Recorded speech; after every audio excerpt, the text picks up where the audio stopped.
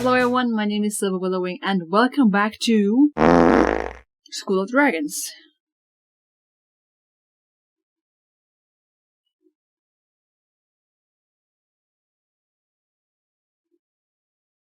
Right. Today we're gonna take a look at a fish boy. Before we get started, let's just get the facts straight. Let's talk about how we get it and where it comes from. Because it's an event dragon for the Thawfest 2021. During the event, you have this event tab out here. You can see right now there's 31 days left and 22 hours. So it expires sometime in May. So you can't do it forever. It's like a limited time event. You go through all these rewards and make your way eventually up to the Seastormer egg. Have to do a bunch of different things in games, simple games, quests, battle events, stuff like that, and then you can unlock this guy if you work hard enough on it, or you can buy it directly, kinda. So you go into the shop and then you go into the gems and coins, and then you go buy special items, and here you can basically just buy your way to the dragon. For $80 you can get nearly enough to get it, and then you can supplement with another $50 if you want to get it that way. So that's a possibility. If you don't want to play the game, you can just straight up buy your way. And now you might wonder, why do I have it when I have not completed the event yet? Well, School of Dragons messed up and released the dragon into the store before the event, and I was able to snatch it for 800 gems. So good job, School of Dragons. Thank you. You spared me a lot of suffering. It's gone now, so you can't do that anymore. So you gotta grind for the event, sorry to tell you. So this is the Seastormer dragon. I'm first just gonna show it to you, and then later I'm gonna give my opinion on it, because I don't want to taint your view on the dragon with my opinion yet. So it's a hybrid of the Seashocker and the Shockjaw dragon. And it's called the Seastormer because they had to use a different word, because both of the dragons have shock in their name. So the only name it could get if you want to mix the two names is Seajaw. And that doesn't really sound good. I wish I would have picked a different thing than Stormer, because we just got the Bone Stormer hybrid, which is also Stormer in its name, because it's a hybrid of the Stormcutter. But they went with it regardless, and it really doesn't matter what's in a name, really. So this one has giant Seashocker-like wings. The Seashocker will probably never be in the game because it can't be on land. So we get this one that has legs, that has Shockjaw legs and can move around. So the body is extremely wide, as you can see. And you're sitting in the middle of it like the dragon is a couch with legs and wings, pretty much. It's very, very interesting design. I think it's the widest dragon we have to date. The head is inspired by both the Seashocker and the Shockjaw. The jaw is colossal, and the spiky nose is from the Seashocker.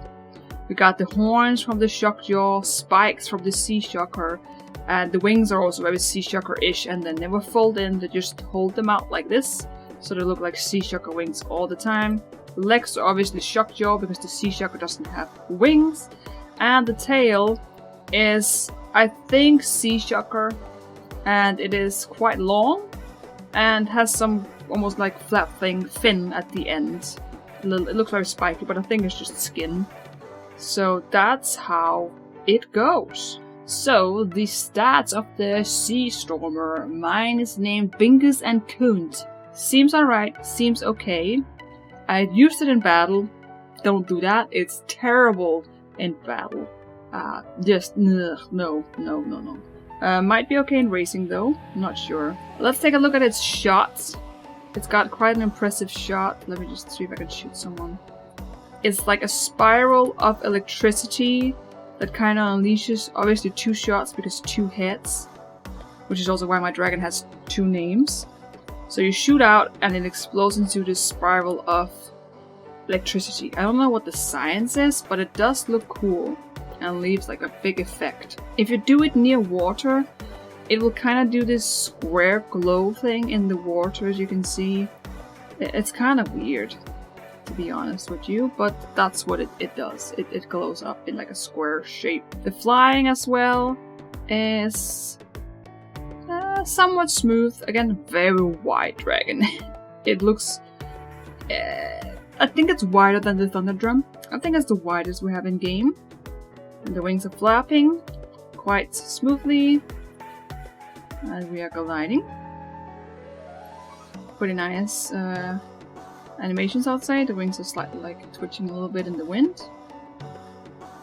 Dragon is keeping steady. It looks very streamlined. The overall body very flat and like a fish, like the Seashocker. Diving, it folds its wings very close to its body, which is nice. Now, my personal opinion on this dragon, in terms of texture, model, skin, and animations, I think it holds up to School Dragon standard. Don't really have anything I want to point out, except for the wings just being stiff. Not folding in, because they want the Seashocker look, but for a dragon that is up in the air, up on the land, it doesn't really make any sense. And it's, yeah, I don't like that. Now, as far as the design goes, the overall dragon, what it looks like, it's not for me. It's not for me. I think it's very hideous. And I think so because the chin, spiky nose that looks like some sort of demon Gru or something like that.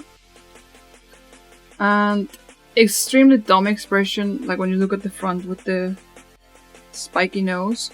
Just the wideness of it, the way you sit on it like it's a chair or a couch. It doesn't sit right with me. Face is very long and the horns very far back. I don't think the Seashocker is necessarily a very pretty dragon, and neither is the Shockjaw. So I guess it makes sense for this one also to be ugly. The colors are great, the colors are pretty. The tail is pretty, I think. The tail is very pretty. But the overall, the wideness as well, and just...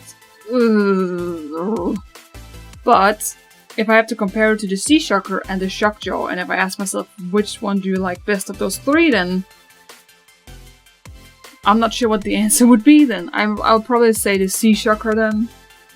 I think what throws me off with this guy is the massive chin that just doesn't fit with the spike of it, because that spike on the Seashocker is very streamlined normally, but with this you just have that and then just like a giant tumor chin, and those two elements don't go well together at all. Yeah, I don't like that. That really throws me off. So I think look-wise this is not one of my favorite hybrids at all. It gives me the heebie-jeebies, but well done, like textures, model, animation, well done.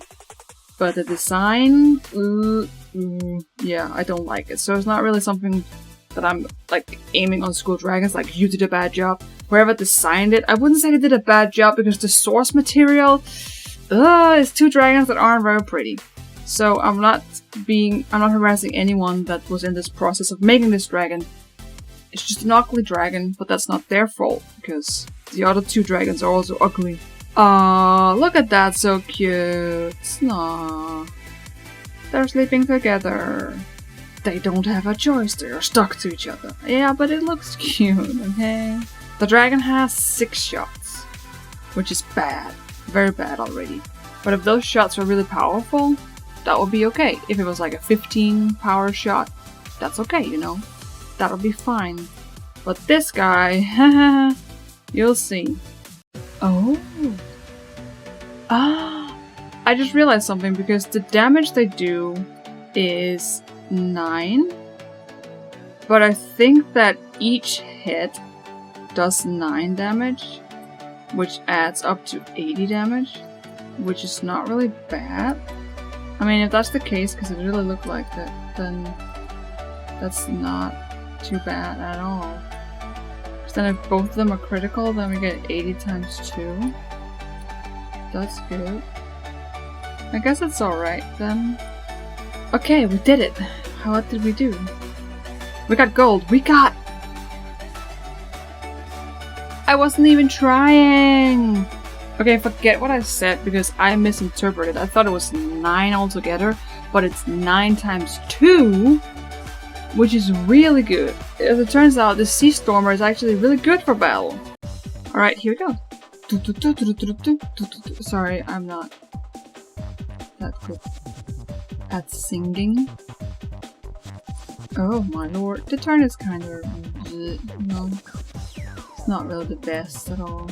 I think oh my lord, I just ran into gas. I flew into gas. I'm gonna die terribly this time. I wonder, can I do this still? Does this shortcut work? It does. Okay, I have no chill, so I'm just gonna boost my way into the winning position. Because I have no regrets, and I have no care in the world for anyone in this game. Alright, let's go up. Do the little shortcutty, and boost again. I don't care, I'm not losing with this dragon. Oh my god, okay, I'm losing with this dragon, So, no, not good. The speed I think is overall steady, but the turn rate is ultimately not that satisfying. It's not great. It's not great at all. So let's go up, and finish this. Yeah, we're still very far ahead. But the turn rate is not gonna cut it at all for an actual winning streak. I went crazy for some reason. I just didn't want to lose. And that doesn't really reflect what the dragon is capable of. So that's all for School of Dragons this time around. I hope you enjoyed this showcase. If you want to, you can let me know how you feel about this dragon in the comment section. And if not, just thank you for watching, and maybe we will meet again. Have a wonderful time until I gaze upon you once more.